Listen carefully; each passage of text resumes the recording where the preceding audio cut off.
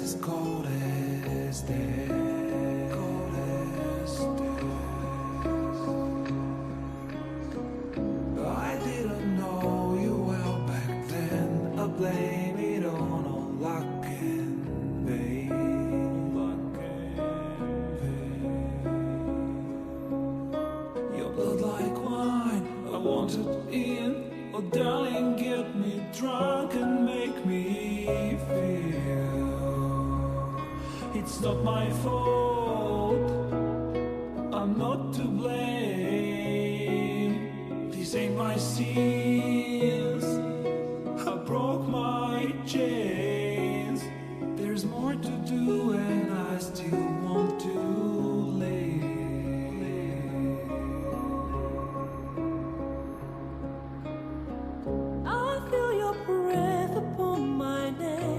Soft caress as cold as death. Cold as death.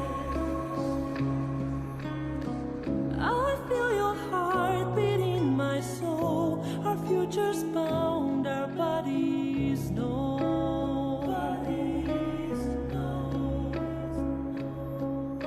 Your blood like wine, I want it in. Oh darling, get me drunk and wipe me. It's not my fault, I'm not to blame. These ain't my sins, I broke my chains. There's more to do if I can only leave. I can't go yet, don't let me die. I'll never stop until I'm done. But just tonight, maybe I'll rest in peace.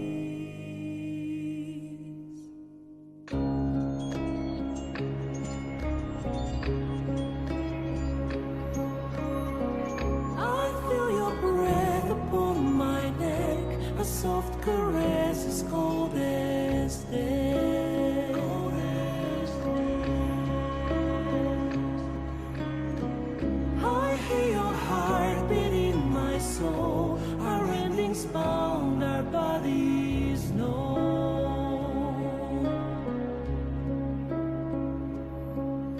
I can't go yet, Don't let me die.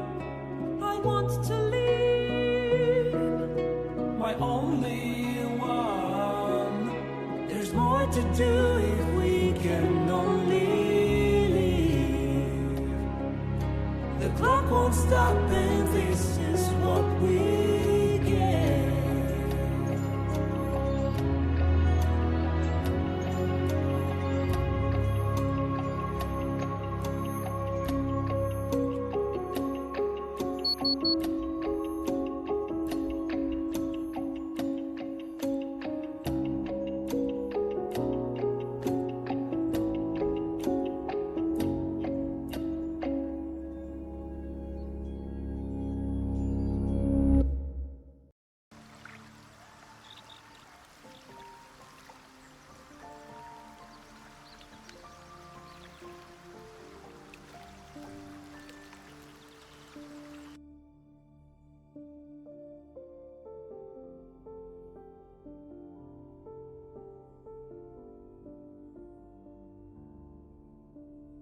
Hello, hello. All right, the mic is registering.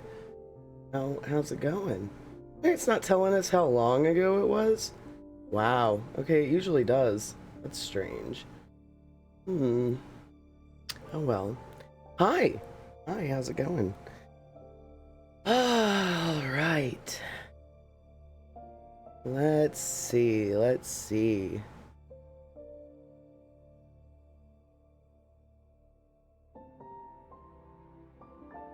Got the fantasy music going today. Oh yeah. Perfect little playlist for just the right amount of time. Look at me. fucking starting basically on time. I mean, you know, I'm not on camera yet, but hey, it's a fucking 10 a.m. Central Time stream. What happened? Oh no, I started waking up at like 8 something. Well, I woke up first at like 7 something, and then 8 something, and then 9 something, and I finally was like, all right, well, I think I actually got up at 8:30. I don't remember. I don't know. Just been making coffee, dicking off, getting dressed, you know, all that stuff. I got a little pretty today, as we'll see. But, I'm rocking, you won't be able to see it much past the headphones, but I'm rocking like a nice little 80s side pony today. And, man, yesterday was a test of my patience, and a new nightmare neighbor has dropped.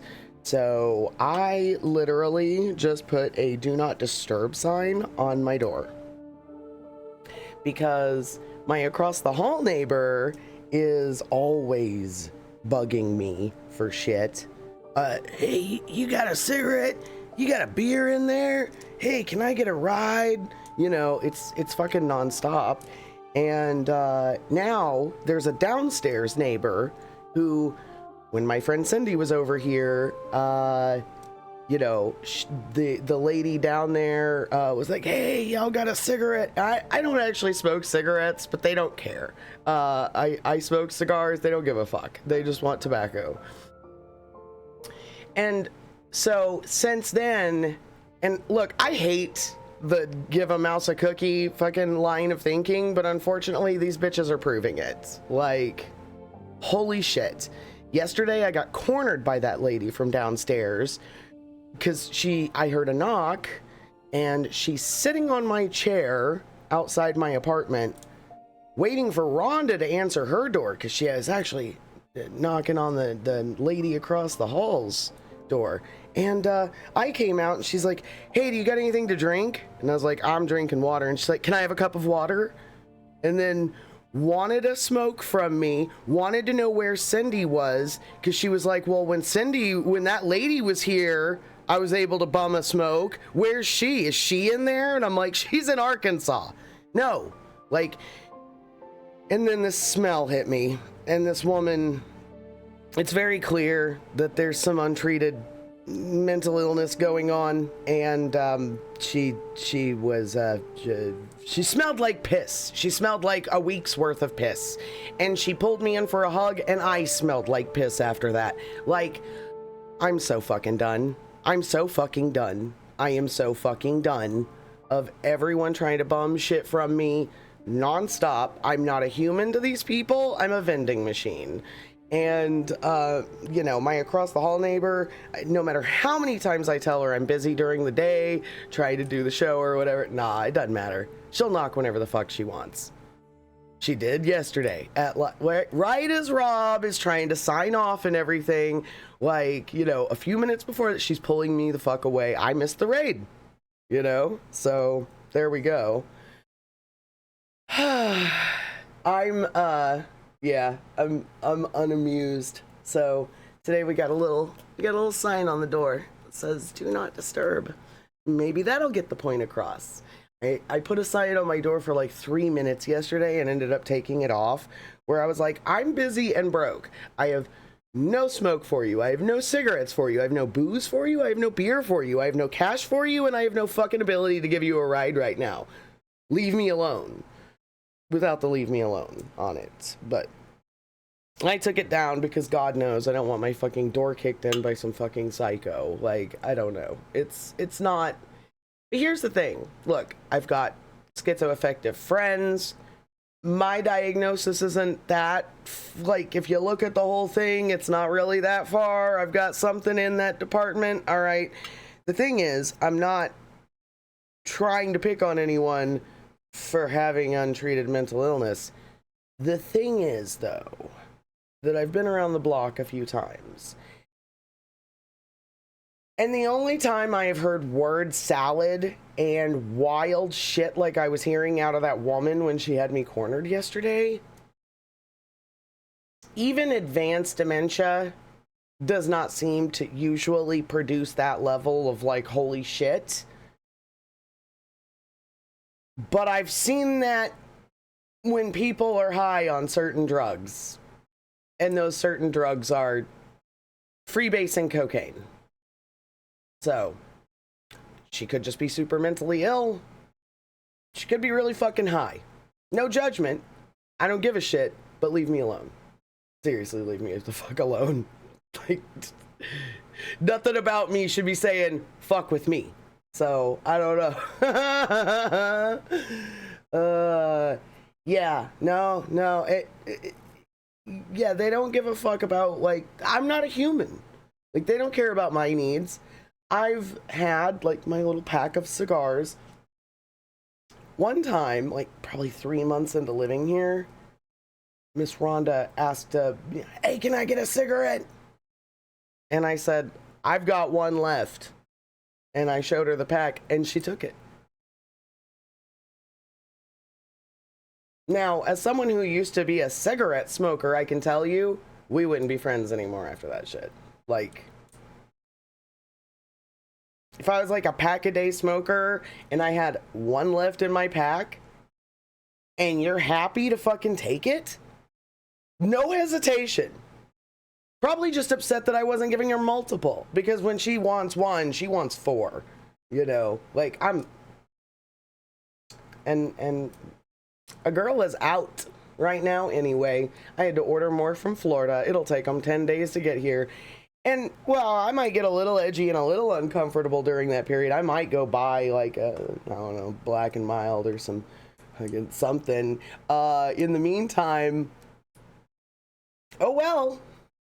Oh, fucking well. Don't have anything to loan you, ladies. Sorry. Yeah, no, I'm done. I'm super done. And I know I'm gonna get fucking questioned about, oh, what were you doing? Why'd you have a do not disturb?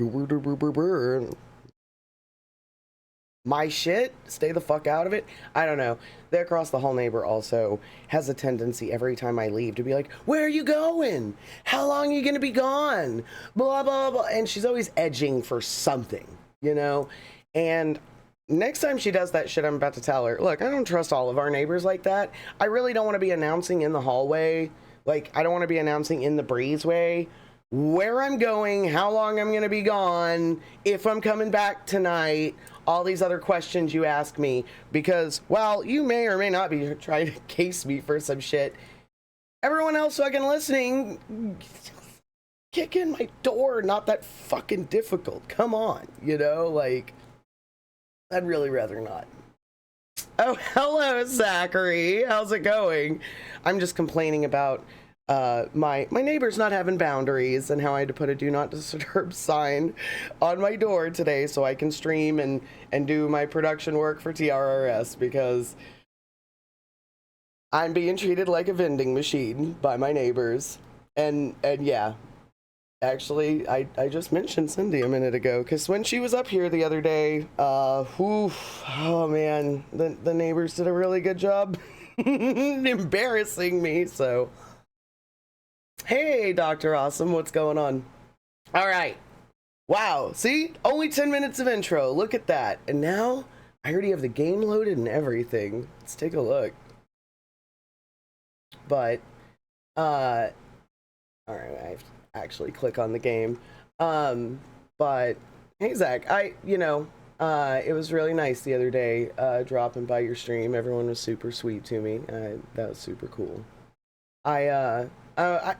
It feels like almost every stream that I watch, that I go to, you know, it's someone in our like larger like political community. And I don't know, it was my birthday, and I was like, hey, Zach's like, this is not related to my shit at all. I don't even have to think or worry about it. Let's go see what the hell he's doing. So that was nice. See, look, some of your folks came in and followed me. But we are playing Baldur's Gate 3. And we are, I figured out how to make 4 custom characters as if in multiplayer. That I'm going to control all of them, so yeah. This is our most modestly dressed one. She's our traumatized one. The rest of them are a lot more free-spirited, so. While we were offline, I was screwing around with the hirelings. We'll deal with them later. They're not going to be part of the group right now, so. Let's unmute this. There we go. I have to say, I love the camp sounds so much that, like, sometimes whenever y'all see that I'm, like, playing Baldur's Gate overnight, I may have just, like, ASMR style fallen asleep at the desk just from the water and the bird song and the gentle classic. All right, so where were we? We had just done a lot of conversations with Astarion last we were here. And let's see, what do we have to do? I know that was our primary priority last time, and we didn't have much time at all to get it done. It doesn't look like we have any nighttime events lined up. So let's go check in on Auntie Ethel. I think that would be super fun. But yeah, see, like I said, you won't be able to see it very well, but I'm rocking my side pony today. My Dolly Parton shirt. I had to take my nails off in order to fix my car the other day, but otherwise I am definitely feeling the, it costs a lot of money and time to look this cheap vibes, you know. All right, let's see. Riverside Tea House.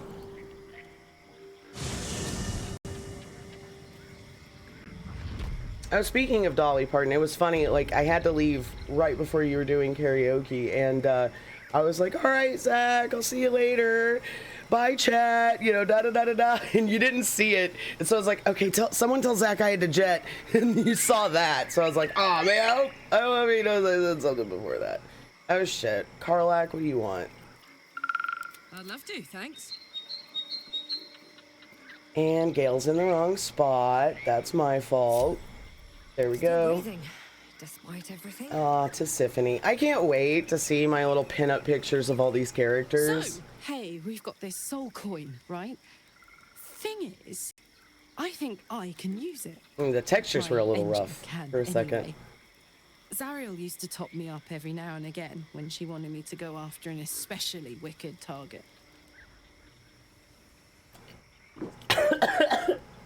Wrong hole.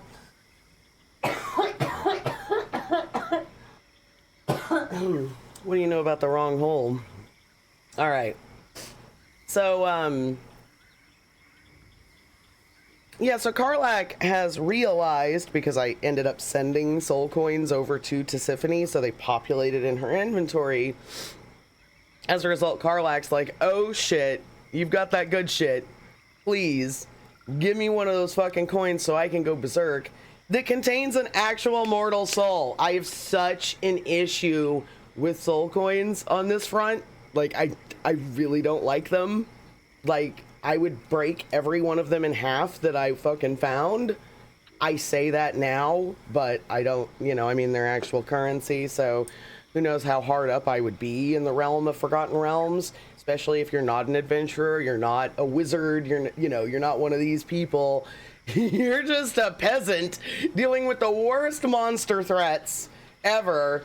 Who knows what's gonna fucking happen while you're out there fucking harvesting your wheat? Like, anything could appear. A fucking beholder could bubble up out of the ground. So, I don't really know, but man, if I were an adventurer and I were super duper well off, every one of those soul coins I came across, I would fucking break in half and just be like, fly away, little soul. Woo! But so I am trying to romance Karlak, so I may not give her a lecture like that. Soul coins are just that, though. They contain people's souls. I'm not sure you should be using them. Ah, fuck it. We'll save. We'll save and we'll say it. They're already lost. Better to be used in service of the good guys than a devil, don't you think? Next time we're in a nasty battle, drop one my way. You'll enjoy the results. Yeah, sure. Whatever. Intriguing. Next time we're in battle, I'll make sure you get one. Now, Fuck yes. Now I just need something to sink my teeth into. everyone keeps talking about El Terrell and how it like descended into Avernus, being sucked into the hells. Well, that's an actual like tabletop campaign, and if you were to play it, it's called Baldur's Gate: Descent into Avernus. It has nothing to do with Baldur's Gate other than a very weak intro that I think they wrote after the fact just so they could slap the name on it. But Descent into Avernus has like these like Mad Max style like infernal engine, like what her heart is, motorcycle type things, and they are fueled on soul coins. I do not like that. I do not like that at all. I do not. These boots have seen everything. As Tisiphone's last incarnation was actually as a Kelemvorite priest, and they're the Kelemvor's like the one who judges the dead, and I don't think soul coins are okay with him. I really just don't think that flies. So I don't know. Did we already talk to Gandrel? I think we did, right? All right. We're gonna save. I'm almost positive we did, right? We're gonna ungroup Astarion, and we're gonna send him over here. Hello. It's always bothered me with the Elder Scrolls games where you need to trap people's soul in a gem and to enchant an item. Yeah. Now, there are soul gems in Forgotten Realms as well, but they serve a slightly different purpose. There is a soul gem that comes into play in the Brimstone Angel series, and it does hold a person's soul, but I don't think you do anything with it after that, other than just have the person's soul trapped, or contained. It doesn't necessarily have to be a trap if you want to be there or something like that, you know. There is somebody who, if I recall correctly, they didn't want their sister to move on, and so they ended up trapping, their sibling's soul in this gem until they could figure out a way to bring her back or something.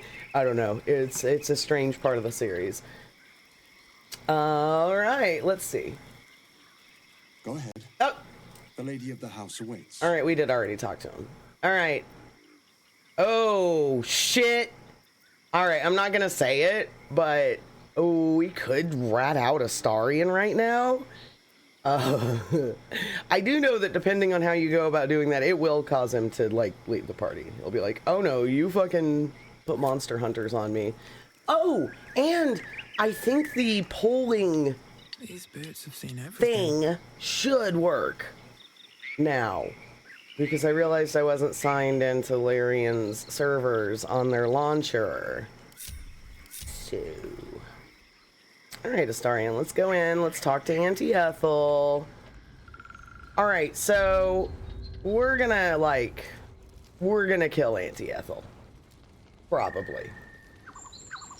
What do y'all think about that? I think I'm going to attack her up here. There's a couple things you can do to provoke her, and she could start the fight out here.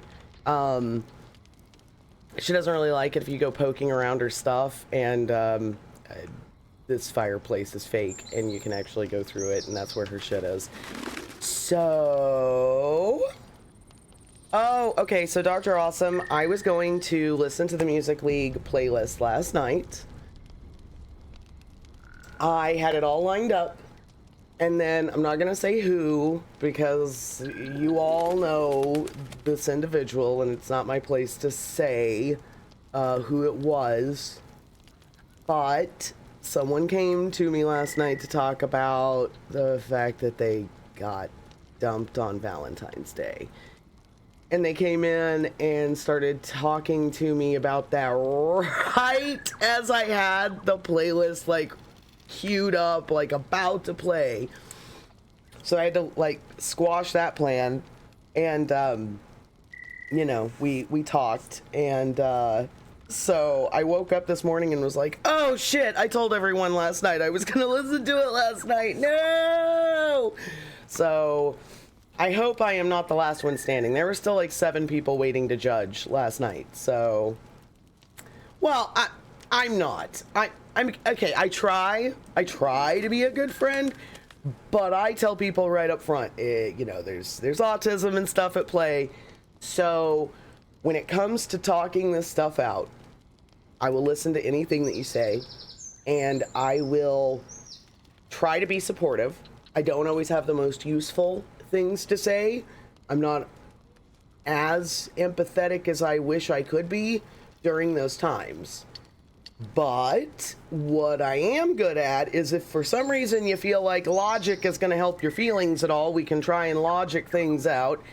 And where I come into play is if you want to be distracted, because time is the thing that heals this shit, and watching the paint dry on your heartbreak, you know, is not the way to do it. You gotta get out there, you gotta get your mind thinking about other things, you gotta hang out with other people, get re-engaged with your interests, and make some new memories, give yourself opportunity to maybe meet different people, whatever, but all of that is distraction. If during a heartbreak you want someone to go to the movies with you or play video games with you or whatever, play D&D, fucking hit the local game shop, run errands with you, that's where I come into play. I am the great distractor. As long as I don't accidentally like go, hey, let's listen to this playlist I made that's, shit, it's full of heartbreak songs, no! Like, I've done that. But, you know, there we are. That's what I'm good for. So, I listened, and I logicked, and I offered distraction, and also someone else we all know came in and is way better at the empathy stuff and was able to talk a little bit too. So, but yeah, it's rough. It's really rough. The details of it I don't want to get into, but man, before I realized how serious it was, something that the breaker upper said was so absurd to me. It was basically like, hey, what are your plans for Valentine's Day? You ask your partner on Valentine's Day in the like afternoon when the plans were for y'all to hang out. Like, oh my God, the nerve. So yeah, it was wild. It was absolutely wild. Fucking rough. Now, my Valentine's issues are my birthday and then Valentine's Day. They're right there together. And no matter how many like long-term relationships I'm in, we always seem to be apart or broken up or something on Valentine's Day. So I've only celebrated Valentine's Day like in a partnership a few times. And, yeah, the last one I could tell he forgot it was my birthday / Valentine's Day, and I ended up getting like a stuffed animal from CVS when he went out to get drinks. I was not amused. I was not amused. Look, just don't do anything. You know, that's fine. But ugh. A monkey holding a heart or whatever shit that was. I don't know. I didn't take it well. Okay, let's do something in the game. Let's attack Auntie Ethel. Let's fucking do it. This sweet old lady in her tea house. You're fucking done, old lady. We don't like old ladies. We're misogynist and ageist around here. It is D&D after all. I have a lot on my mind. All right. And, well, in it. So I guess I'm just gonna take the first shot here. You know what? Let's give her the joy buzzer. Let's shocking grasp her.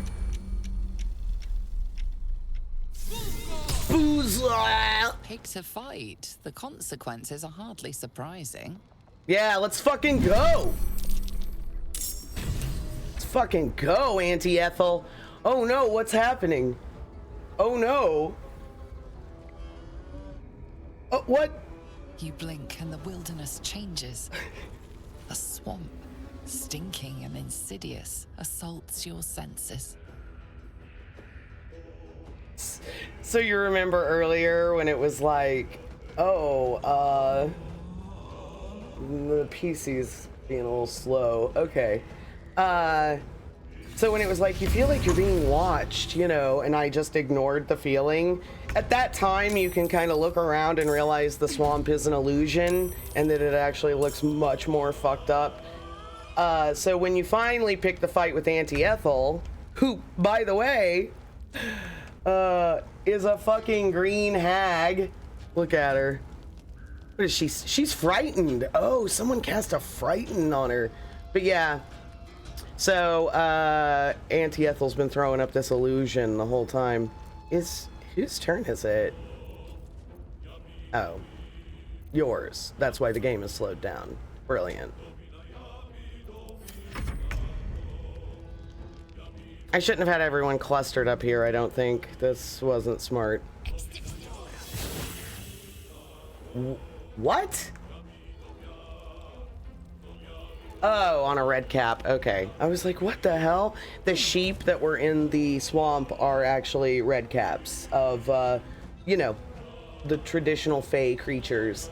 Red caps are said to be awful, murderous creatures that their caps are red because they continually dip them in the blood of their victims. Now, usually there's one red cap, but D&D takes a lot of liberties. So, well, here she goes. Yeah, you don't need a soul coin. Just kill Auntie Ethel. Thank you. Wow. Yeah, everyone's clustered, and so it's not great. Really should have done this in like the middle of the room. Wow, everyone's critical hit, critical miss right now. This is some like born under a lucky star shit. I have to say, like, loading this up with AI is just so fun because I'm just watching it happen. Now, I don't want it to be fully automated, because if it's fully automated, then we're basically just like playing Raid Shadow Legends or whatever. What is going on with this dude? Alright, Odd, come on. You can figure something out. There you go. Why? Why? Why? You all need Featherfall taken away from you. You don't understand why it exists.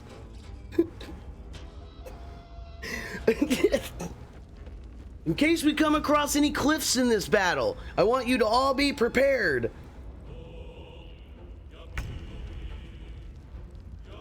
Wild. All right. Okay. Get her ass, Astarion. Come on. Yeah. She's a psycho, like your ex-master, Cazador. Take her down. That's all you gotta do is just, you know, basically trigger him, I guess. He gets very upset at, like, tyrannical psychos. He'll just always be, they're like Cazador! Ah! He's ready to attack. Okay. Yep. Will, you just keep on winning there, dude. I leveled everyone up but Will. That was another thing I did off camera last night. Hey, Friso, how's it going? Oh, she's running away. With your new friends. Bye-bye. No! Damn it. If she successfully runs away, though, then we're... Aww. If we kill her up here, there's someone's life, basically, we can save later on, because they are free from her bullshit. Yeah, get her ass! Yes! Command to approach, did it work? Well... Kind of? Oh, she's frightened and command to approach. I don't think she can approach if she's frightened. Yeah, we're playing a little Baldur's Gate. We're saying hi to Auntie Ethel and all of her little sheepsies. Little sheeples. All right, come on. Go get Auntie Ethel. Come on, Lae'zel. You can do it. Go get Ethel. No, don't fuck with the red cap. Get Ethel. Oh, well. Well, it looks like Luxie gets to go right before Auntie Ethel does. So, we'll see if I can put out enough firepower to fuck her up. Without, like, equipping the argument solver or something like that. Da-na-na-na-na-na-na-na. Wow, that's all you did was move, I guess. Okay. Please, please. No. The red caps are bullshit. Don't fight them. No one cares about them. Please get Auntie Ethel. Well, that's what I get for putting in AI.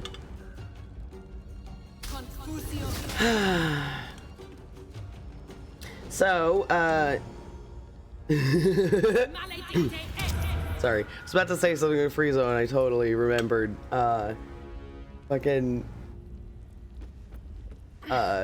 Kira's I always want to, you know, I have a bad habit with her of like legal name. I need to stop that because one of these days I'm just gonna like spill and know, you know, maybe it's not public information anymore.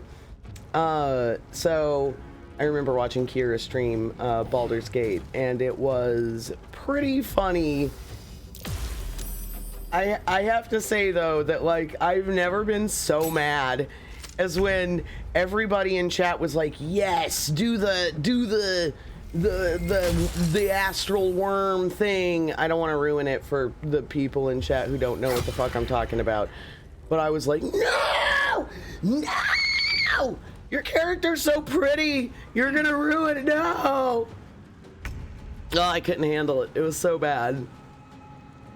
I hate it. Okay, Will is actually doing the thing. Okay, good job, Will.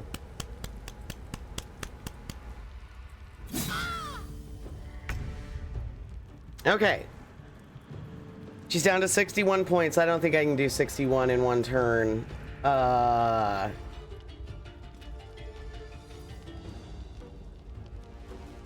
Yep, no, we're basically fucked, I think. Shit. Shouldn't have started out with a shocking grasp. What a dingus. I just thought it was funny. All right, what can we do? I think we're just hosed.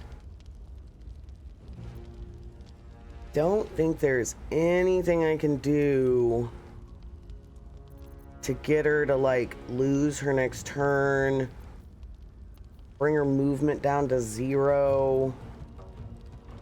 Well, she's still under command approach, which she's probably going to be able to save at the beginning of her next turn.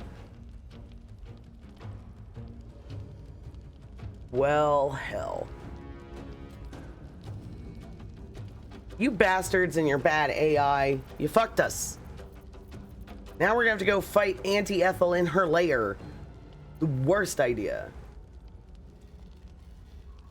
Oh, wait. Wait. No. That would still be like 40. That would be 60 at max if I totally crit it out. Ugh. I remember I have meta magic. What path lies before me? I can like dual do twin. Okay, so quickened will be a bonus action. I don't have twinned. Fuck. Okay, I only have careful, distant, and quickened. You know, in normal tabletop, you can't actually... Wait. Nope, that's 24. 16. in normal tabletop, you can't actually do 2 spells in the same round unless one of them was a cantrip. I don't know. All right. Let's fucking get down here. Can we get over here? We can't reach it. She's got us blocked off. Okay. Quickened. 30% chance. Why is it at disadvantage? Is it because I'm too close?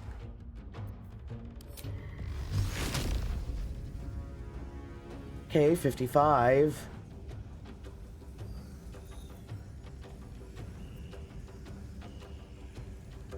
So seriously, I'm just a little too close for that ranged one to work well.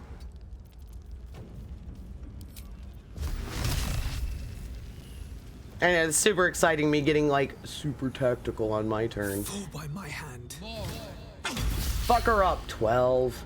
Okay. Whatever, dude. Whatever.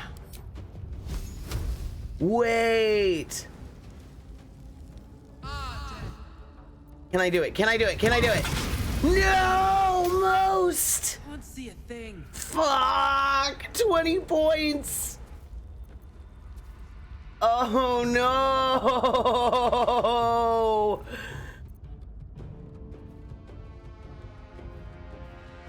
Alright. Well, here we are. Alright, she's bleeding. Yeah! The fucking force to approach may have worked. Alright, everyone's in my fog cloud that I accidentally cast with chaos magic, so yeah, okay. Okay, frighten the red cap. Weird shit, whatever. So, did y'all do anything for Valentine's Day? I know it's not exactly the most popular holiday the last handful of years, kind of like, you know, April Fool's isn't quite as popular as it used to be a few years ago.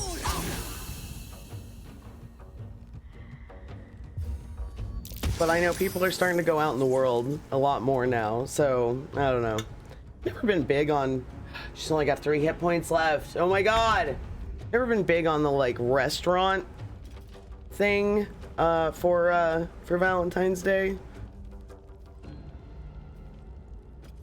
Like I said the other day, my birthday is, since it's right next to Valentine's, I actually have traditionally, there are several years where I said we're not celebrating in February, we'll wait and we'll celebrate my half birthday in August because it's easier for everybody.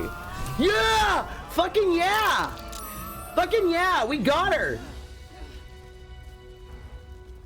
Yeah, it's not fun as a chronically single person. I went and bought myself a bunch of cheap wine from Aldi and... Oh, everyone's about to pass through this stupid moonbeam.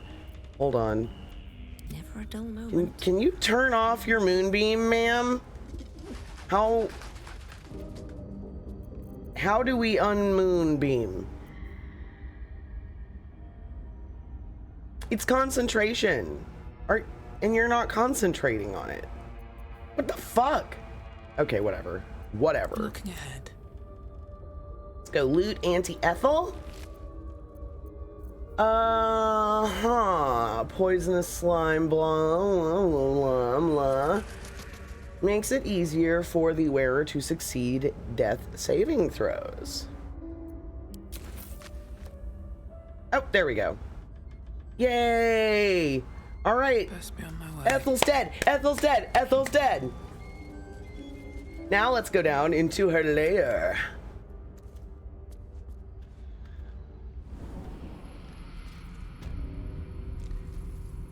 Ugh. Okay, overgrown tunnel.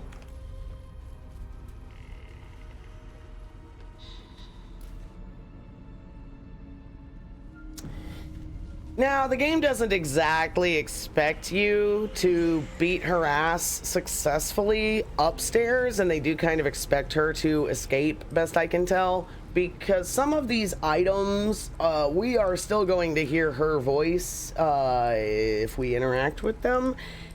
We can take that how we want, but you know, it's not that easy to kill a hag usually anyway, so... My sweet Callum, whose beloved asked that his beauty never fade. Alright. The mirror glints in the light.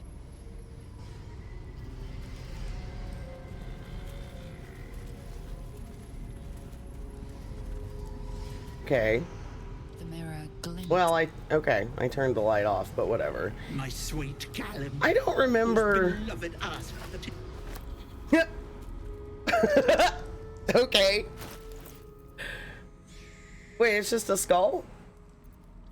I've never just like jacked it before. Okay, well that's done. Let's go talk to this dude. Who should talk to this dude? Let's have our wizard. Oh, wait, what? Need to find a way forward. What?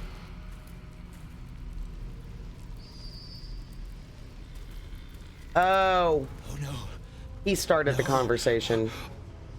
Why ain't I petrified?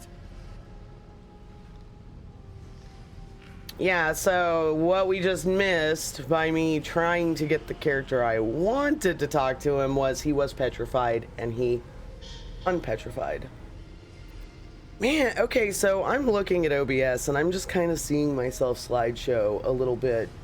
Wondering, there's not really much I can close. So I don't know for sure if I'm going to be able to get this to work the way I want to, but I do have a second PC.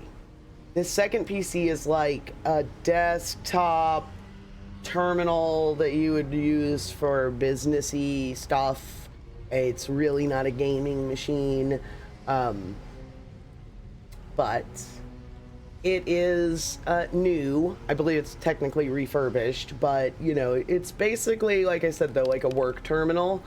It's not like the worst, it's just not built for gaming or necessarily video editing or anything like that. However, what my plans have been is would like to set up the FM and AM transmitters that I have and create my little silly radio station thing that will only broadcast to a handful of buildings around us. And I was going to use it possibly to be the thing playing the playlist of probably a bunch of Fallout music or something like that the whole time.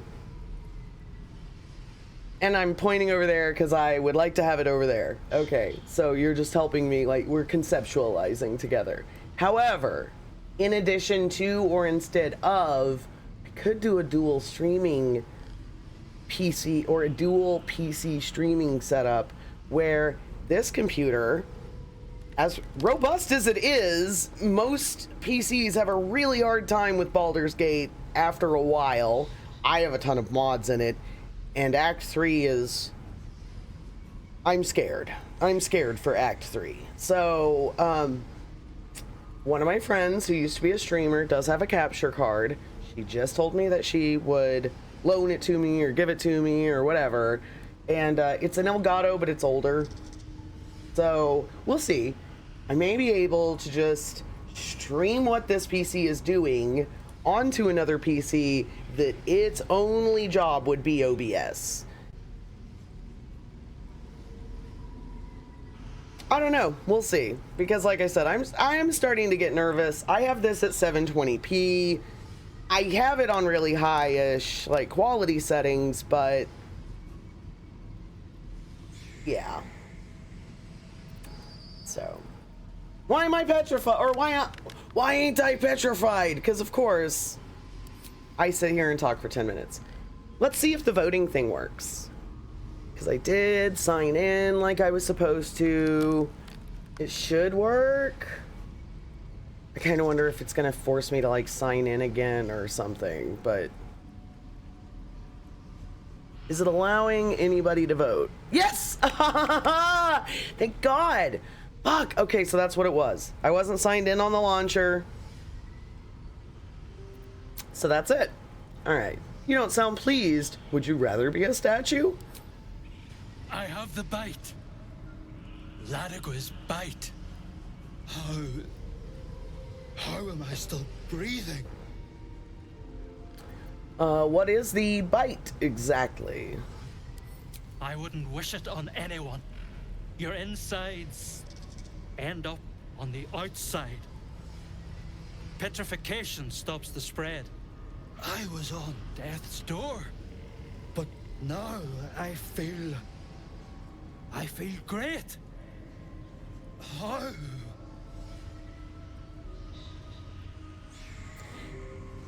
Ooh. Ooh. Okay, I'm going to attune my blood.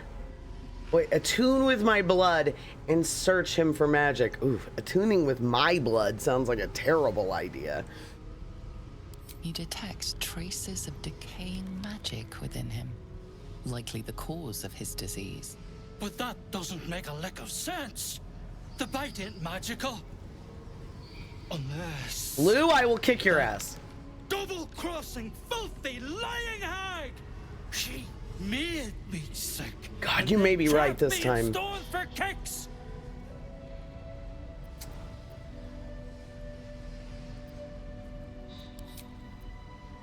Well, it's one dialogue tree, but everyone gets to fucking vote on it.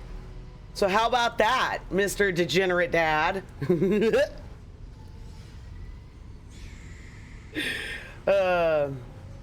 Okay, so yeah, we have a few victims down here. We just had one where it was a skull looking at a mirror, and it was something about like hoping their beauty never fades, but like because she put a light on it, she technically fulfilled their request or something. I don't know, it's wild.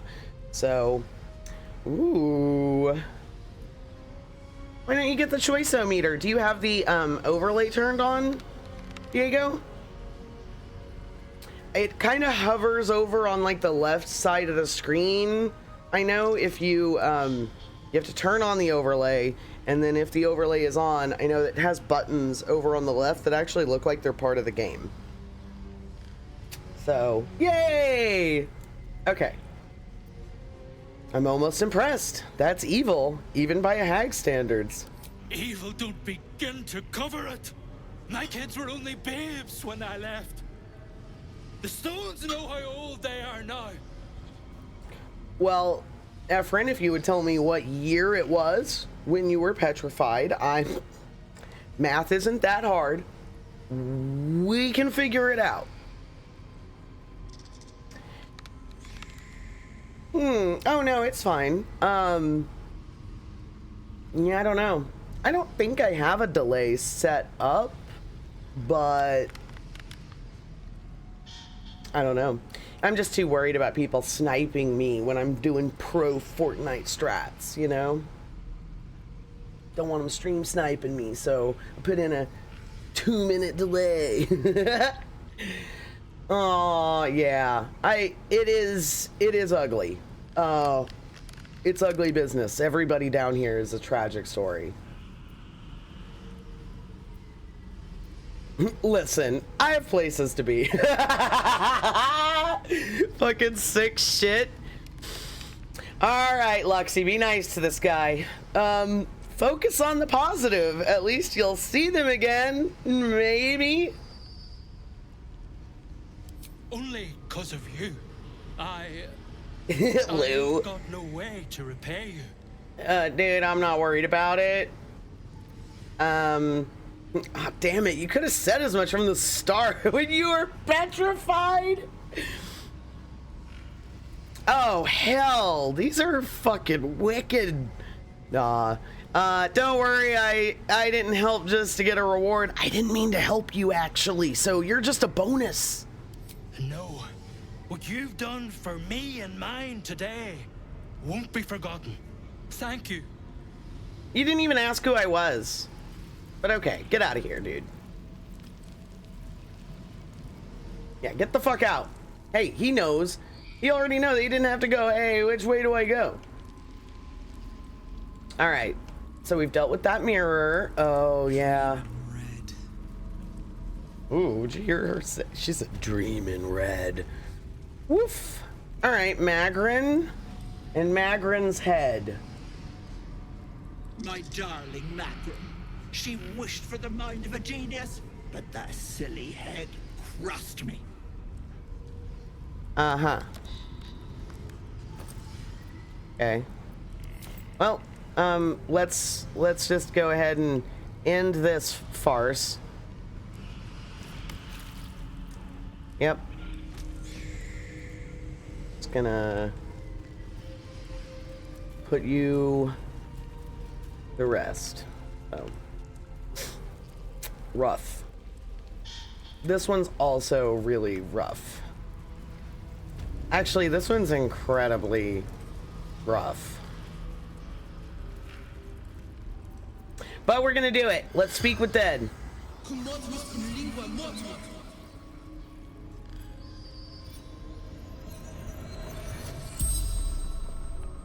The corpse regards you lifelessly.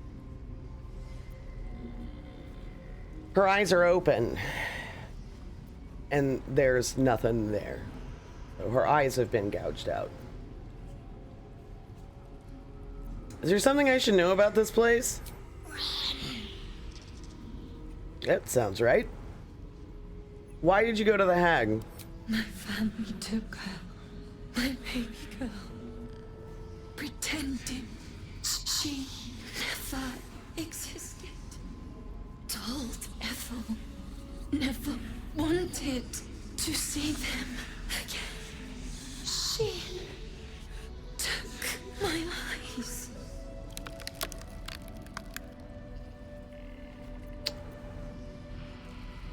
Why did your family take your child? They didn't like me having something they couldn't touch. I hate this one.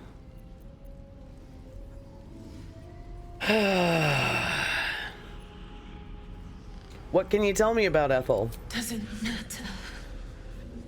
Nothing matters without baby girl.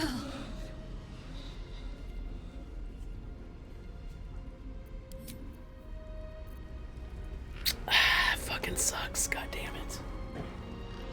And I don't think they dressed her as they did, and all of that is a coincidence. I think the implication's pretty fucking clear. And it's really gross. So. My dearest Ephraim, he begged me to halt the deadly disease that ravaged him. This was the stone guy.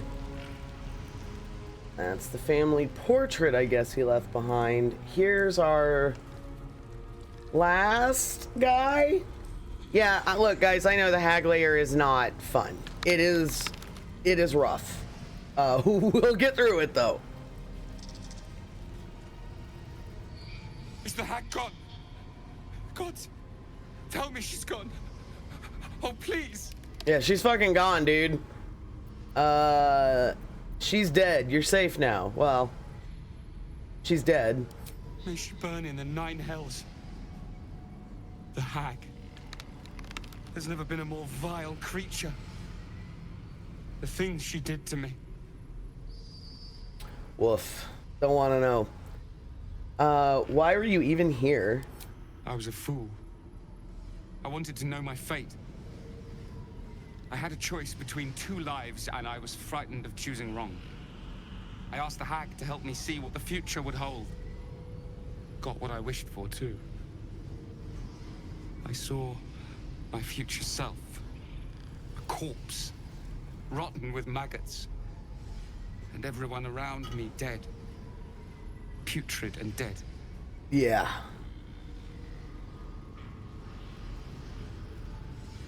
You mentioned choosing between two lives. What were they?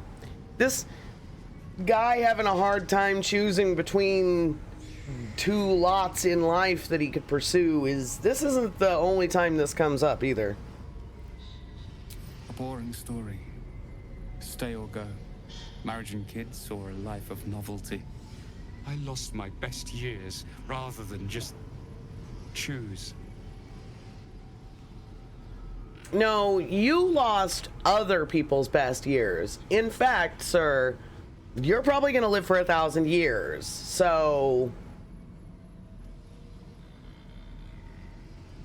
what, are you a half elf like me? Like you look really elfy, bro.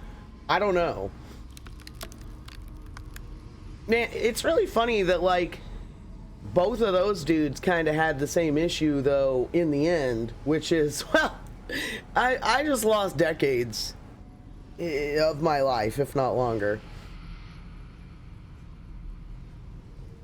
Fuck, man. The blind elf hurts me. So, leave while you can and be careful. Yes. I will. Thank you. You're welcome. Whoops. Someone pointed out to me a while back that, and I don't really know how accurate this is, but she was like, yeah, I just think it's really telling how, like, millennials say, you're welcome, and Gen Z says, of course, because that's just how we are. And I'm like, how you are is you never worked customer service? What? Like, how am I a boomer for saying you're welcome? Like,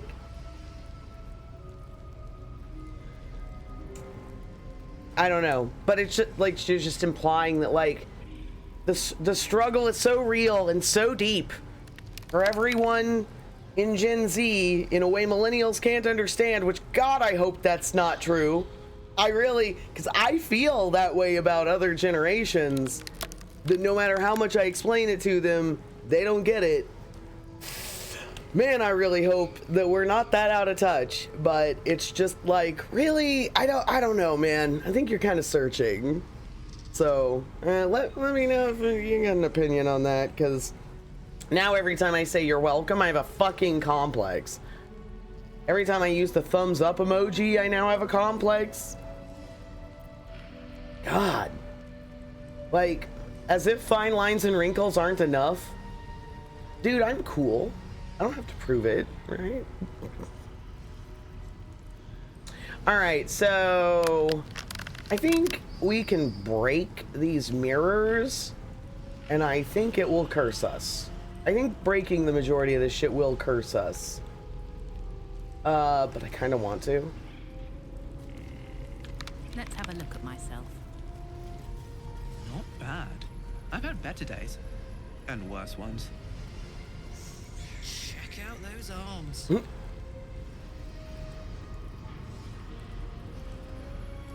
Oh, me. Okay, whatever. Whew, alright, Haglayer is fierce. Let's continue.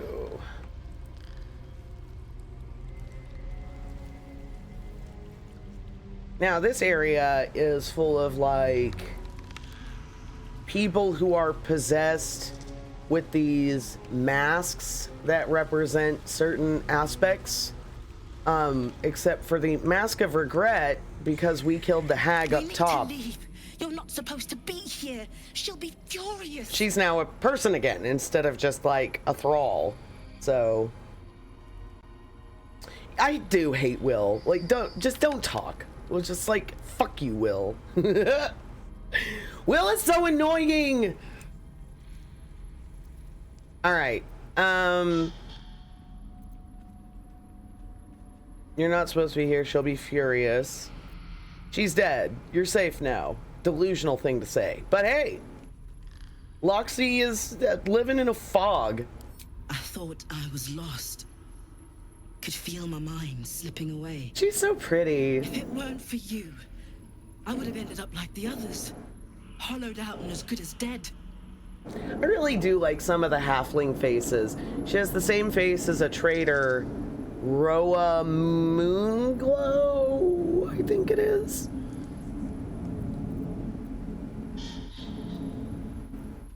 How'd you end up here? Sheer desperation. My mother's mind is gone. She's forgotten herself. I tried medicine, magic, prayer. I'd have begged Merkel himself if I thought he'd listen. Heard about this wise woman out in the back end of nowhere who could Merkel, help. huh? I knew it was too good to be true, but I didn't care.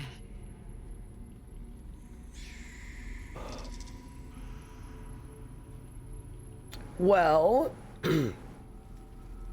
yeah, that's true. I don't have any halflings in the party. I have nothing but humans, half-elves, and tieflings. That is true. There are a lot of races I would actually like to play. I do have a, I do have a Dragonborn that I play with my nephew because they're characters that we actually made to play together on in a tabletop game that fell apart. Irgix Tillix Irvin and Irgix Tillix Yarvek. He is Yarvek, I'm Irvin. Funny enough, he's my uncle and I'm his nephew in this game. And yeah, Irgix Tillix Irvin has been multiple things. He's been a ranger, he's been a bard, he's been a rogue. But when he's a bard, he likes to tell ancestor stories, which is a Dragonborn thing. Oh my god, my heart. I love my Dragonborn. In the Brimstone Angel series, it is about two tiefling girls, twins, that are adopted because it's basically the basket on the doorstep thing, right?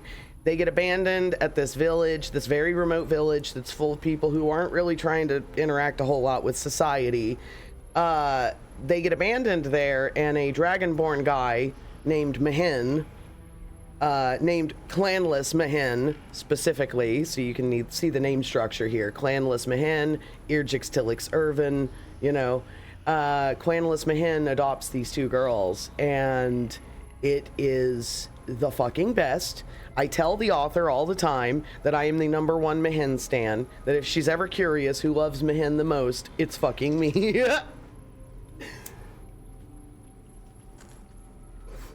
Just a Discord that a lot of those, well, there are a lot of Forgotten Realms authors in this Discord, and I've gone in there and bullshitted before, and that's where Ed Greenwood actually first talked to me, because I said something about there was an event with Mark Meir in it, the guy who voices Broshep, and I was like, oh no, I don't know if I could ever do an event with Broshep, because I would have a hard time being professional because of, you know, I think I said because of the machinima or something like that. I wasn't trying to say because of the gamer poop videos where they engineer Broshep to constantly say, well, bang, okay? Because I wouldn't be able to help myself. I generally can. Celebrity shit doesn't usually get to me like that.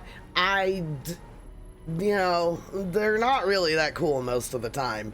They're not only just people, but they're also like some of the worst people a lot of the time. And dude, half of how you got there is luck. I'm not fucking worried about you. Circumstances are correct, I'd be a celebrity too. I don't give a fuck. Like, you know. And when you're blasé towards them like that, that's when they tend to be like, oh, you're interesting. Ooh. I've got nothing for you to absorb, okay, Locust? But, whew, alright, so there's that.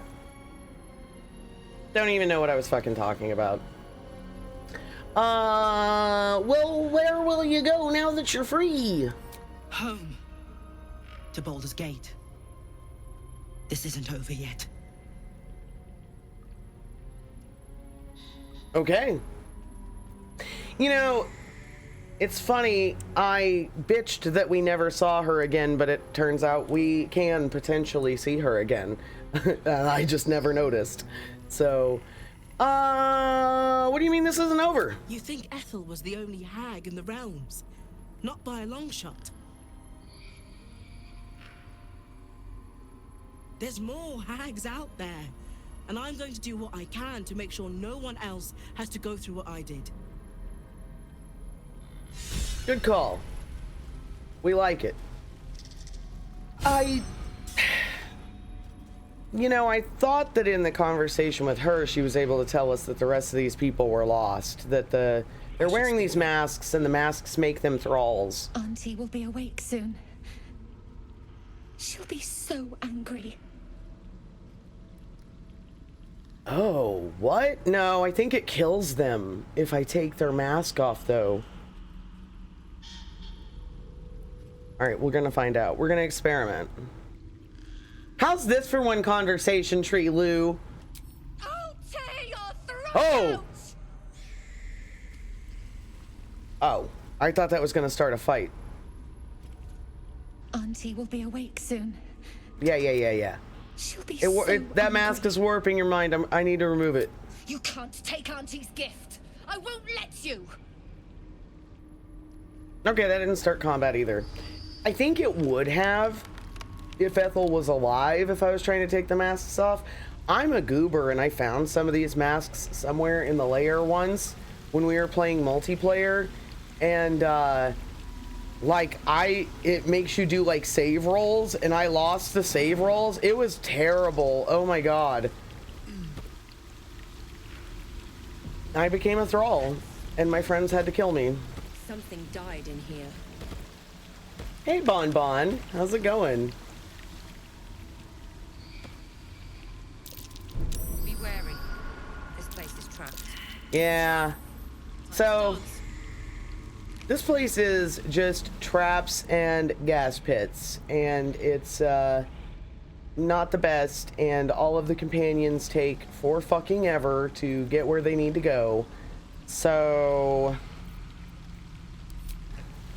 we're gonna cheese it, maybe?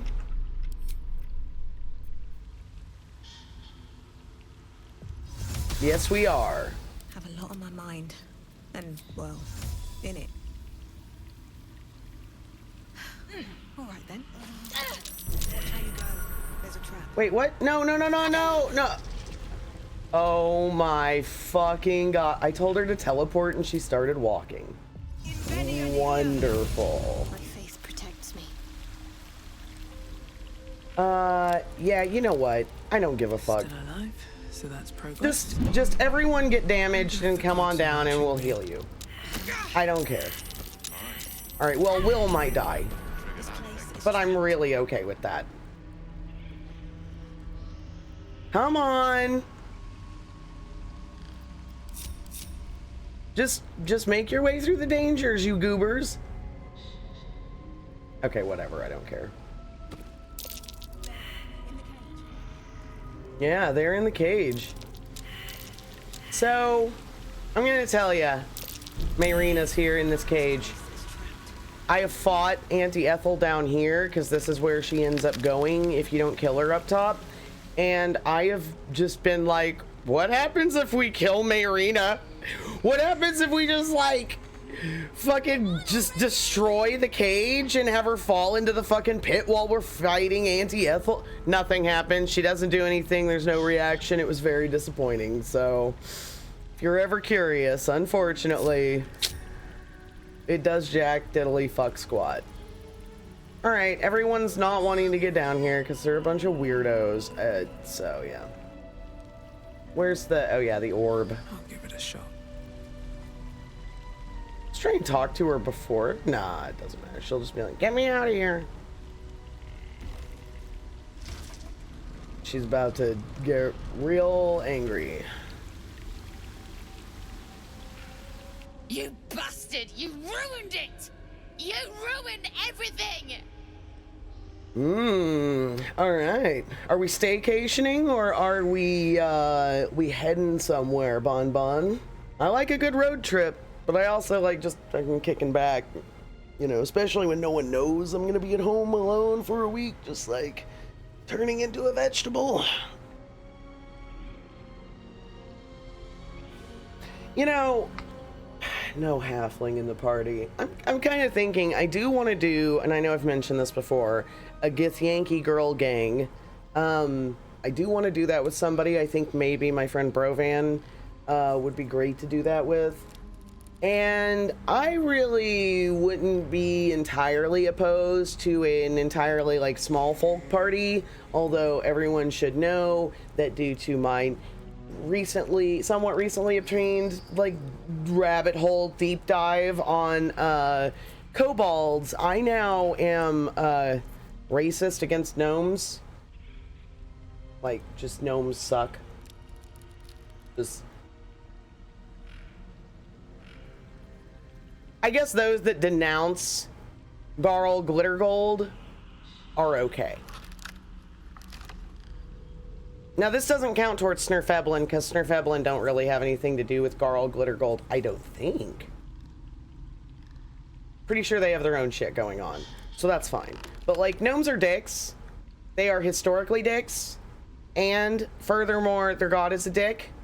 And their god being a dick has stunted the growth of all kobolds. Like, and kobolds are fucking cool as fuck. They're just communists who play Minecraft.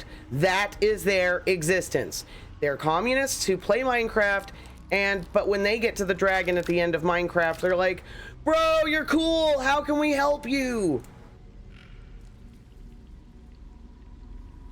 I don't know, man. We really got to rethink this. We got to think about, like, the political implications of kobolds, dwarves, goblins, and gnomes. Because seriously, there's a group that's clearly communist, and by the way, kobolds can change. Their concept of gender is very, very fluid, and they can change biological sex at will. Now, I mean, it's not like instant, but like it's like the frog thing in Jurassic Park, right? Where it's like, well, if you're at a total sausage fest, and it looks like maybe your people's survival is at risk because your little cluster here isn't even enough, people can start swapping over so they can, you know, have some babies, you know, so they can produce some eggs and shit. That's that sex flexibility is also found in kobolds, and their concepts of gender is very fluid, and they're not like patriarchal or anything, you know. Like when you are in the role of being a female, they do not, like, they're not subjugating you and shit. You know, everyone's fucking even, man. We all do the work. You know, winged kobolds are kind of a separate thing, but for the most part, kobolds pretty fucking cool on that front. Goblins also just kind of like the little chaotic version of that. And like, yes, they want things, they want shinies as well, but like the capitalistic nature of dwarves really bothers me, and the tech bro aspect of gnomes is a big part of what bothers me. So, okay, staycation. Bon says, I don't really like leaving my kitchen, and also COVID makes me too cautious for most travel now. Yeah, I will say, oh, my kitten, I don't know why, I legitimately just I just accepted that. I thought you were a gourmand. You know, you're like, I don't really like leaving my kitchen, you know. I don't want to be eating at the gas station when I could be fucking making my own pho, you know, or something. Like, I don't know. But yeah, I mean, a road trip might be okay, but that's still hard on the kitten if you take the kitten, and still hard on the kitten if not. Because, like, if you're only going into gas stations, short periods of time, mask up, hand sanitizer before and after, all of that stuff, a road trip where you're going and seeing the sights, a phrase I love and hate, but where you're, you know, going to see roadside memorials and historical places and things like that, maybe, you know, outdoorsy stuff, you know, hikes, going to see Devil's Tower or Mount Rushmore and cursing it, you know, something like that, you know, I don't know. It's still kind of doable. I did one road trip vacation at an isolated cabin in 2021, but that's it since 2019. Yeah, so in like halfway through February of, I mean, it was 2020, right? Yeah, because I released the Brad Williams story in 2019, like right before Christmas, so I know I definitely ruined Christmas in his household. Fuck him. So, yeah, so it was February of 2020, about halfway through when everyone started really starting to get serious. I went to a little bonfire party with my friends. They had it in an outdoor, small fire pit kind of environment where we were all kind of distanced, but we were all still kind of sharing germs and stuff anyway in the end, but we were trying to be careful and we really didn't know how to proceed. And we were like, this will be like a last hurrah for a while. And, then I isolated for 23 months, only going to the doctor's office, the pharmacy, etc. And then I went to a Tool concert because I had bought the concert tickets when everyone, including the CDC, said, oh, we're gonna be basically in the clear by then. And we were not, and I went, and all of those friends I went to the bonfire party were there, but they're all white, mostly straight, upper middle class type guys. And as a result, like, they're all there just in their normal clothes, no mask, no nothing. I have goggle shit on the side of my normal glasses. I'm wearing a hoodie. I'm wearing a fucking P95 mask by 3M, fucking name brand, with a surgical mask over that.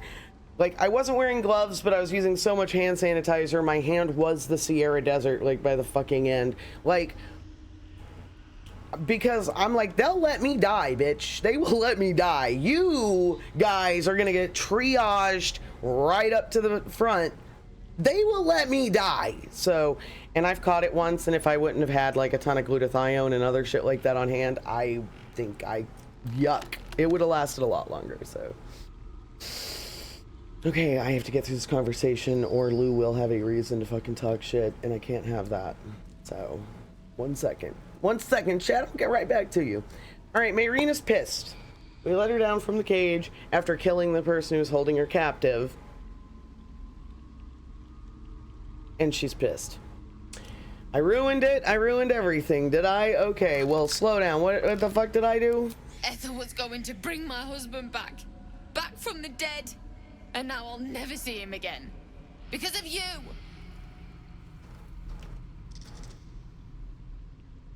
Just saying. I am pressing X for doubt on that one.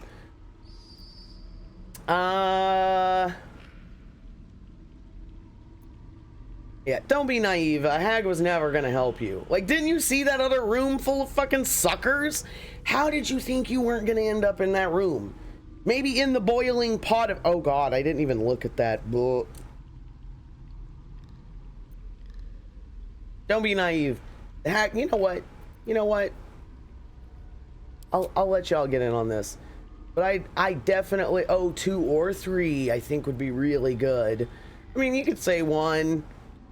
Say 4, I guess, but I think it's just gonna end the conversation, and this girl's a naive girl. You know, might as well get all that social XP or what. All right, can you guys see the thing? Is it letting you vote? Yeah, I've got all those doubt. Man, all of the doubt emotes being around is me. I even put some on 7TV specifically. Myself. Here we go. There we go. I loved LA Noire so much. Now I've started it up a couple times since I finished it, but man, it beat the shit out of me. So I do want to play it again though. All right, hags don't work for free. What did you promise her? This. Pregnant lady. Just a bit longer and my child would have been born. And all this would have been over.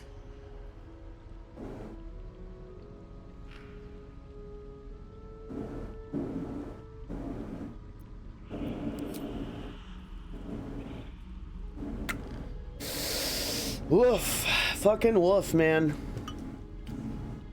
I'm gonna let y'all vote while I look back in chat. What's going on? Whoa. Blah, blah, blah, blah, blah, blah.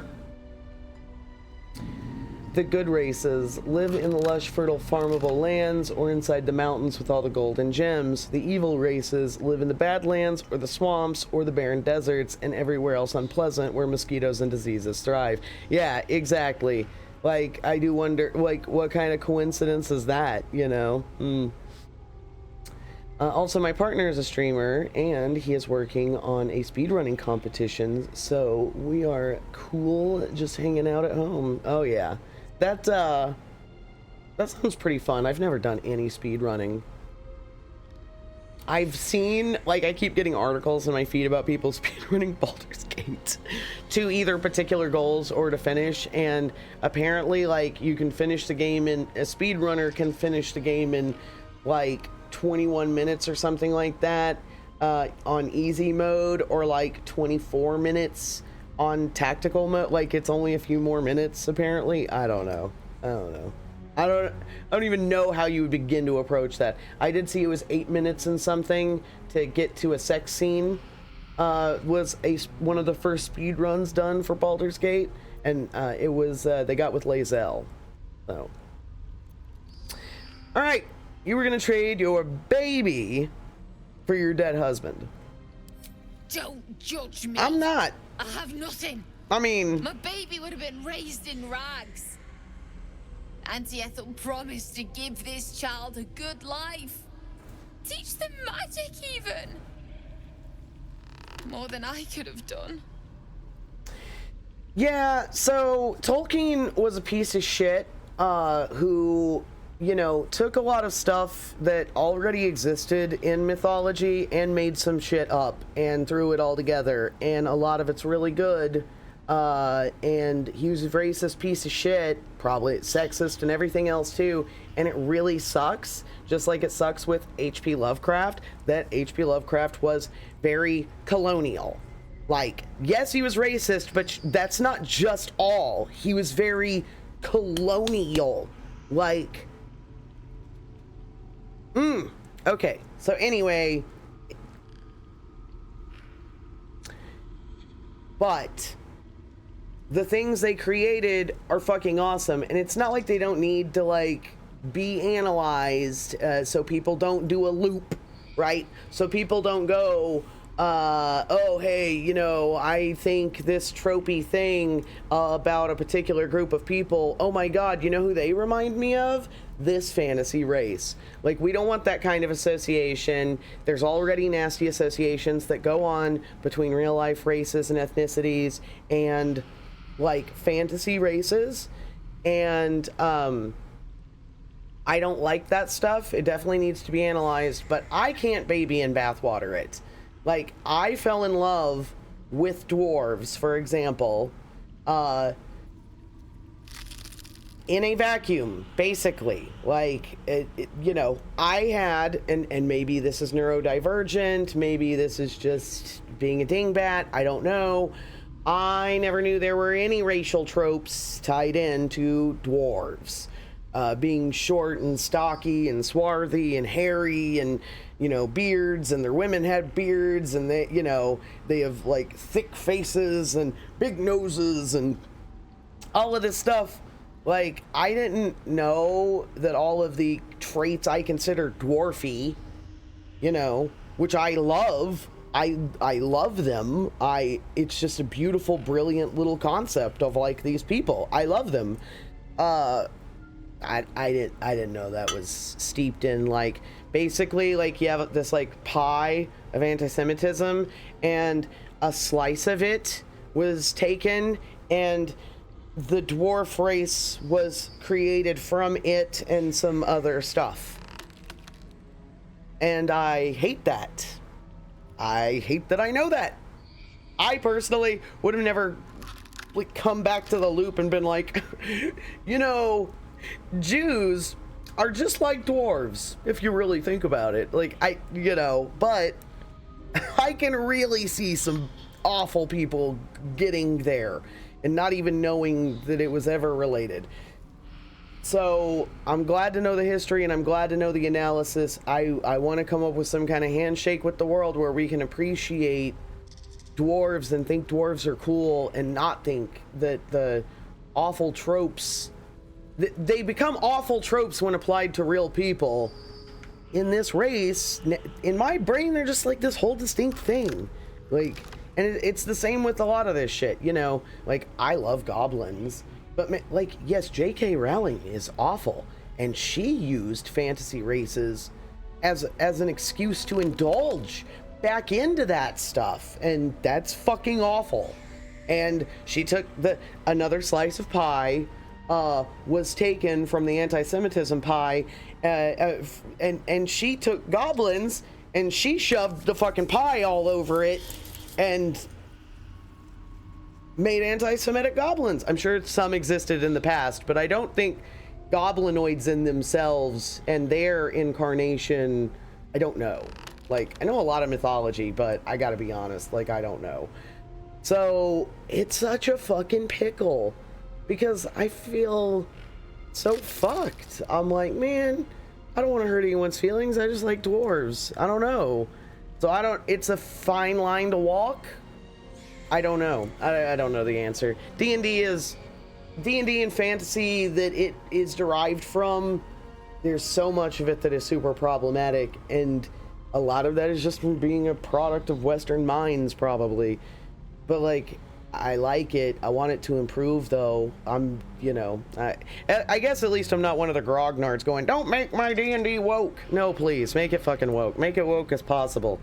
Like, we don't all have to be like going even for those goals that all the adventurers go for. We can play a band of goblins that want to take down the human royalty structure or something. I don't know.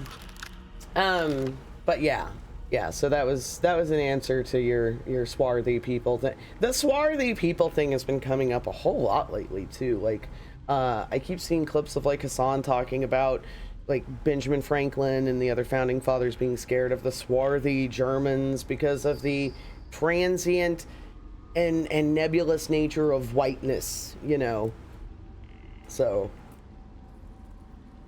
in the Rings of Power, they had to completely retcon the Tolkien Middle Earth to actually include non-whites because too many fans were sick of Tolkien writing elves and blonde, blue-eyed Nazi super people. Yeah, I can definitely see that. Writing elves as Ubermenches, yeah, basically. I don't think there's anything wrong with loving dwarves and all the popular fantasy settings. I just think it's good when people are aware of who wrote them like that. Yeah, 100%, and including white, women, queers, colored people, people of color, I think, is our preferred nomenclature there, but upsets a very particular type of fantasy fans. Yeah, no, I mean, like, that's the thing, though, is I've told you all the stories about being, like, a girl at a D&D table in 2000, in 98, for that matter, but that era was real rough. Even with your friends, it was real rough. And God knows what it was like 20 years before that. Like, Christ. I have, on one of my servers, I put -4 strength after my name because it's a D&D server, because that's what it was back in the day. A woman was always like -4 strength. Okay, so Mayrina's been sitting here wallowing in, oh my god, I couldn't have done anything for my child, so I was going to give it to Auntie Ethel, so at least it would have been, like, raised, like, to learn magic and not wear rags and things. So, is that what she told you? She said I'd make a bad mother. I think she was right. Now I'll have to drag Connor's coffin all the way home. It's the only way this child will ever meet their father. I hope you're happy.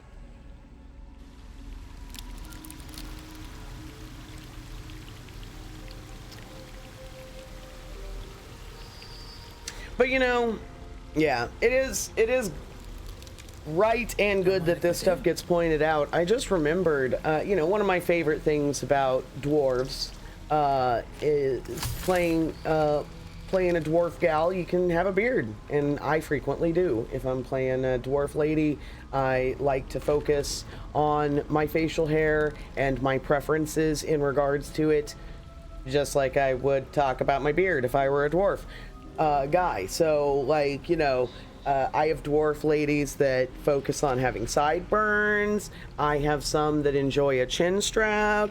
You know, I've had like a mustache and goatee before. I've had gender fluid dwarf ladies who were full beard, you know, and appeared indistinguishable in regards to gender due to wearing armor. So I do like that, but also as a teenager, when I was a zinester, I remember reading and enjoying a zine that was all about Jewish lesbians who decided to grow out their facial hair because they could grow more facial hair. Certain individuals can, and the ones that found themselves being always fighting the facial hair, you know, because of the male gaze and because of, you know, our beauty standards and all of that. It was a zine dedicated to women that just were like, fuck that, I'm just gonna grow it out. And like, it blew my mind, and I thought it was so cool, and my brain just now put together like, well, you liked both of those things, and you just now put together that they could be related, but I don't know if they are. See, this is why racism and sexism, it all poisons everything. Like, it is a poison. It is a nefarious fucking brain poison. Woof, man. So yeah, kind of heavy, but hey, you know, most of y'all talk about politics a lot, so weird shit. Blotches of ink are spattered on this unfinished letter, written in an uneven scrawl. Sister dearest, are you feeling all right, Petal? I can't believe you let some pup give you the slip. I'd be mortified. Worry not. My red cap snabbed the bugger. They're taking their sweet time with him. The screaming stopped a few nights past, but the sobbing continues. He'll die regretting he crossed a hag. A mother with a failing mind. You know me so well. I have the most darling mask for her. You must come to visit. It's my best auntie, Ethel. Please clap.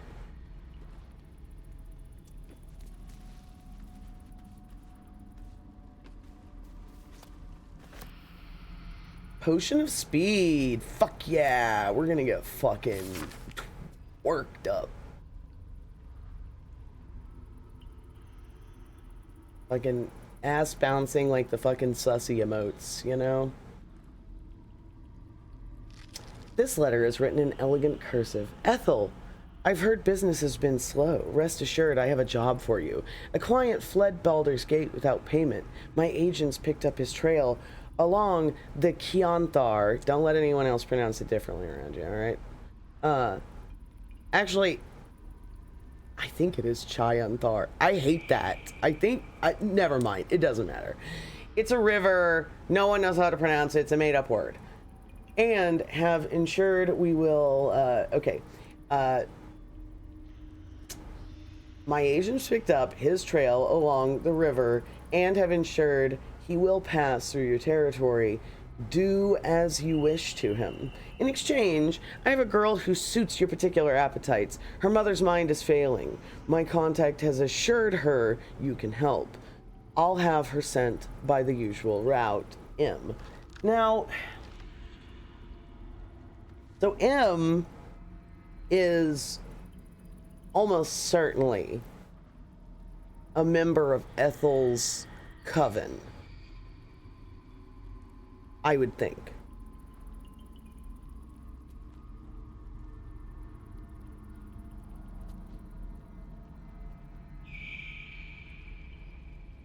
The only hag I can think of in recent canon whose name starts with an M is not on this plane, is in Ravenloft. So,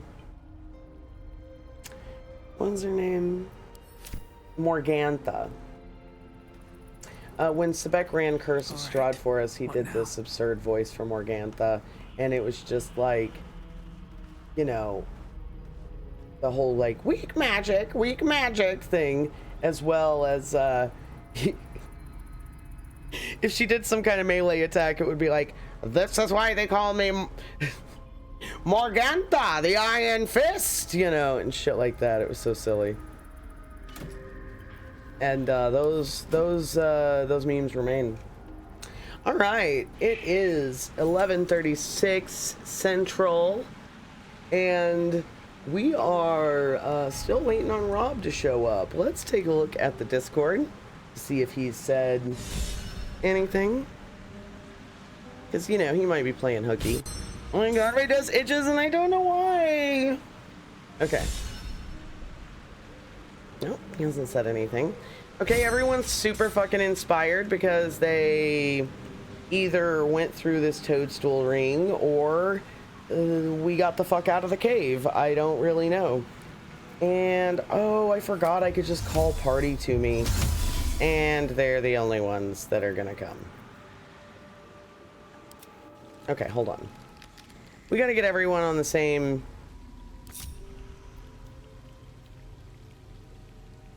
group here. Everyone go to the Riverside Tea House.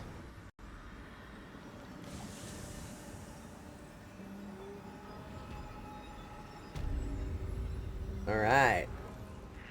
See, much better. And Karlak, you can go ahead and equip this Everburn Blade, because it's thematic. And come on, let's go. Man, the group is all messed up now too. Wow, I hate this. Okay, whatever. It doesn't matter. It doesn't matter. Can't give up now. Oh wait, what the fuck? There's a red cap? Don't waste a step. And they're not aggroed? What? Okay, I don't know. Okay. This door is locked. We're just getting everyone in the same group because there's a little scene up here where we need to talk to Mayrina. Here it is.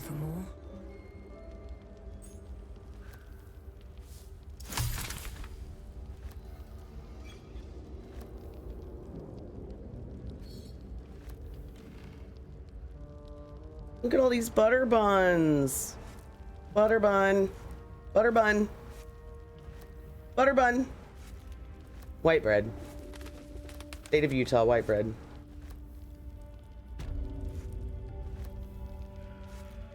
White bread and Jell-O.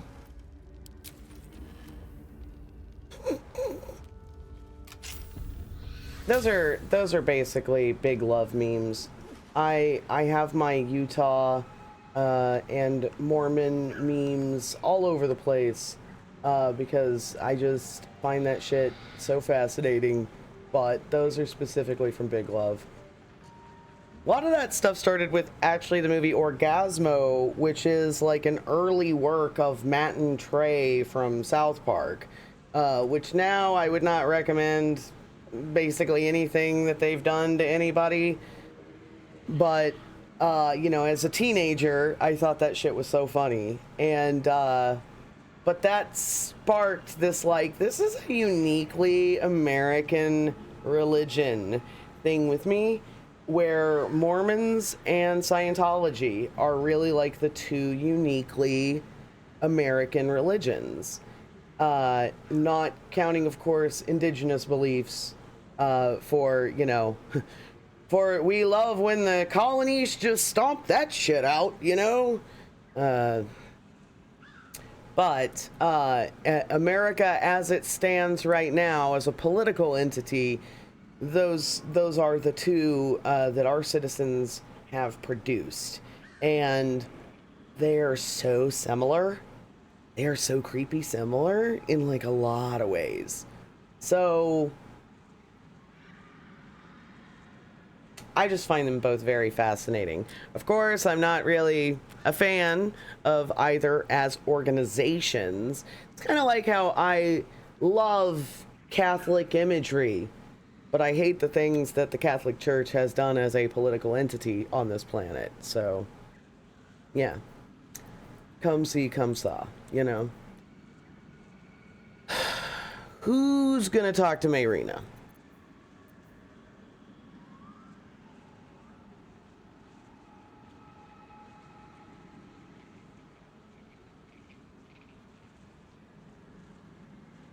Oh, wait. I've got a long road ahead.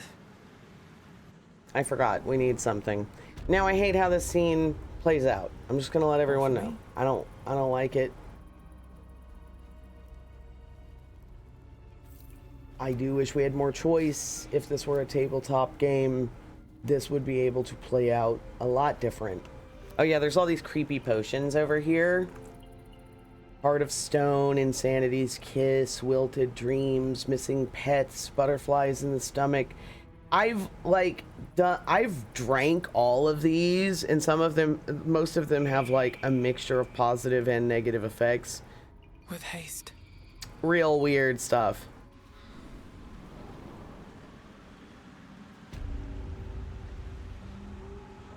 All right. So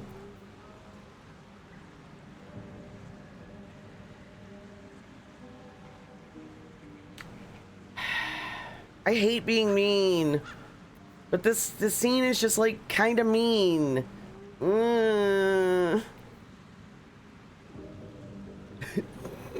could just have Lae'zel do it. All right. I'll quit being a baby. Let's just go do it. Let's sit up straight. My God.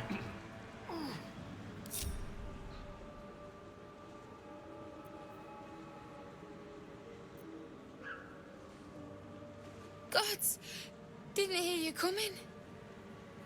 I know I should head home, but I can't bring myself to leave. The thought of putting him in a wheelbarrow and making the journey all over again.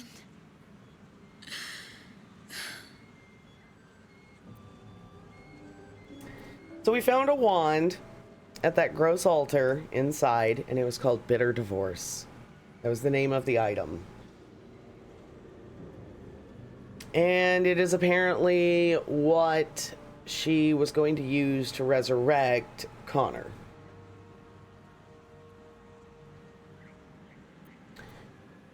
So there is a quest in our quest log. This is very meta here. But there's a quest in our quest log that's basically like, help Mayrina. We can't get that quest resolved without doing something here. In order for that to happen, now we can ask or say anything we want here, but we are gonna have to go through the I found a wand part for it to get out of our quest log and for this to finally be resolved, and I hate that. Like, so. All right.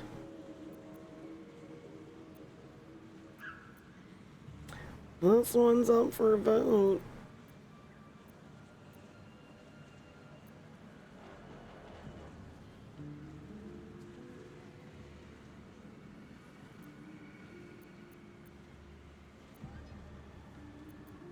All right. You're all being too slow. You could just leave him here. No! He deserves a proper burial. He deserves some rest. And he won't get that here. Not really how the afterlife works, but okay. Are you all right? Not even a little bit. But I will be.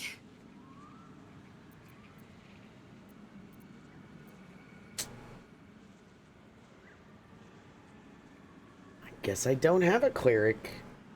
Well, I mean, Shadowheart, but I guess one of the 4 girls, none of them have levels in cleric. But we have a mod that let us choose our gods, and we usually can say cleric-y stuff, but it's not giving us the option here. I know that as a cleric, you could say, would you like me to say a prayer? Which she readily accepts, but it still doesn't resolve the conversation, unfucking-fortunately. So here we go. We're gonna have to be an asshole. You can. Told her I could maybe bring back her husband because I found a wand. You feel a surge of power from the wand. The air suddenly tastes acrid. It wants to be used. Bring him back.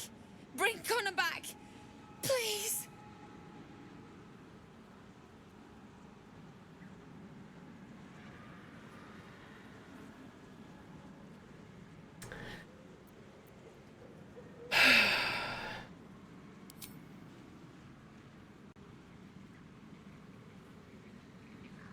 Okay. I am going to leave this up for a vote. We are going to... Let's see. Come back here for a second. Unfortunately, that doesn't work as well. Okay. No, we're gonna leave it there, and I will be right back.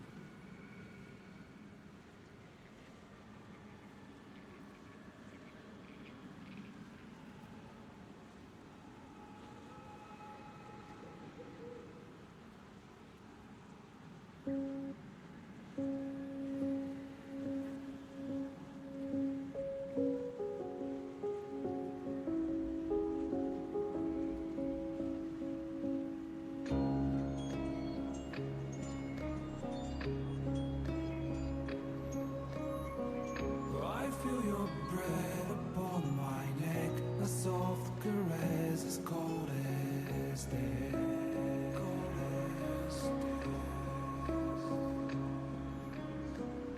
I didn't know you well back then. I blame it on luck and pain.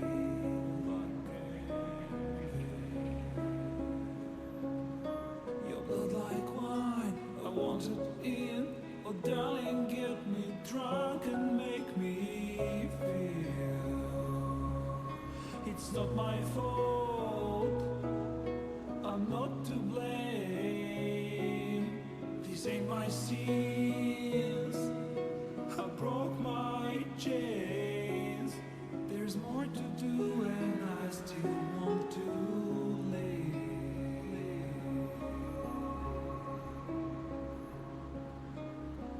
I feel your breath upon my neck, a soft caress as cold as death.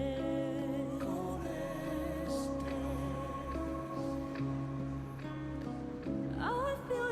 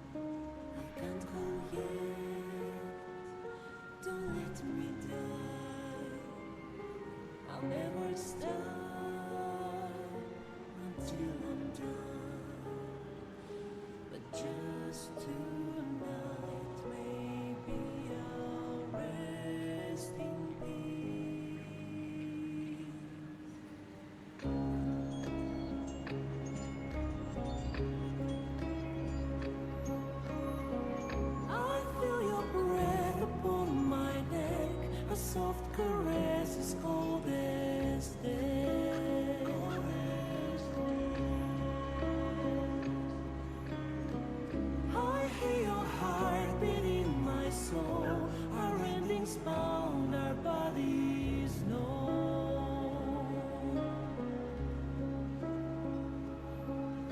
I can't go yet. Don't let me die. I want to leave. My only one. There's more Okay. to do if we can only leave. And this is a song from the soundtrack, actually, which we can hear in camp, a version of it, if we go climb up on this one rock. And let me make sure you guys can hear me. Hold on. All right, good. All right, so it's very Astarian coded. Really not 100% sure, but pretty fucking sure. That is a slowed and reverbed version that I slowed and reverbed though, so it's not that much slower, but I really enjoy the reverb. It is the very Eastern European accents though, kind of.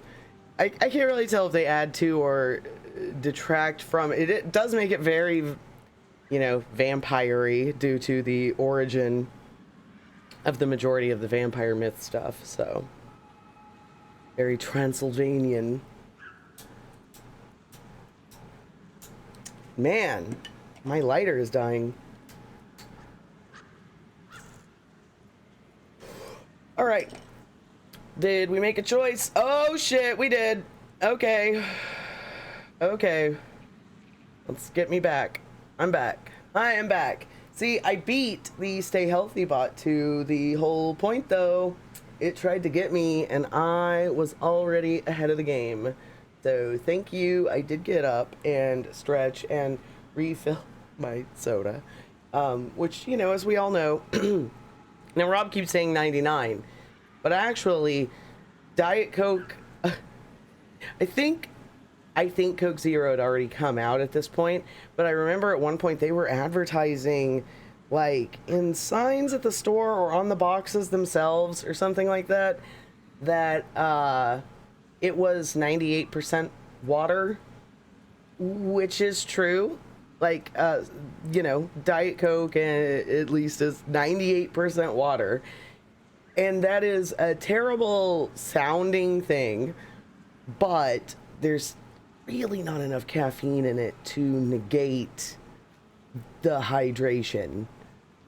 People want to act like caramel coloring or caramel is the color, caramel is the candy. People want to act like caramel coloring is somehow going to affect the absorption of the water. It's certainly not in the lower gut. Like, it's not the best, but it's not the worst. The carbonation does not affect absorption, at least in the lower gut. So, like, maybe something might disrupt it in the stomach, but yeah, you know. So it's water. Sort of. And that's my soliloquy on why diet soda is good for you.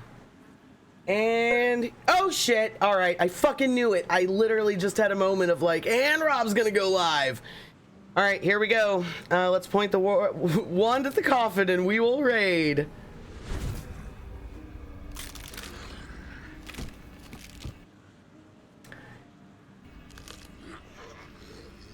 What's happening? Why is he still dead? Great little cliffhanger moment, huh, guys? You feel something pull at you. The creature yearns for a master.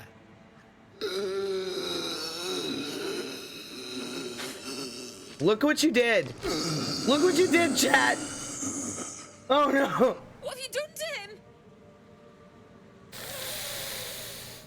The creature's bound to this wand. How useful. So the hag fulfills her promise. It can never be simple, can it? Or hold on. Maybe it's not permanent. We will get to that next time. Let's raid over. Rob Russo. I probably should have entered that before, but you know, it is what it is. Go over to our manager here. and I'll be able to raid here in just a second. I appreciate you guys coming by. We love doing the pre-show. We love, you know, bringing a percentage, 10% usually of the audience over before the show starts. So thank you guys. We will be probably doing this tomorrow too. All right. I will see you over there and let's have some fun. Bye. Do do do do do. Do do do do.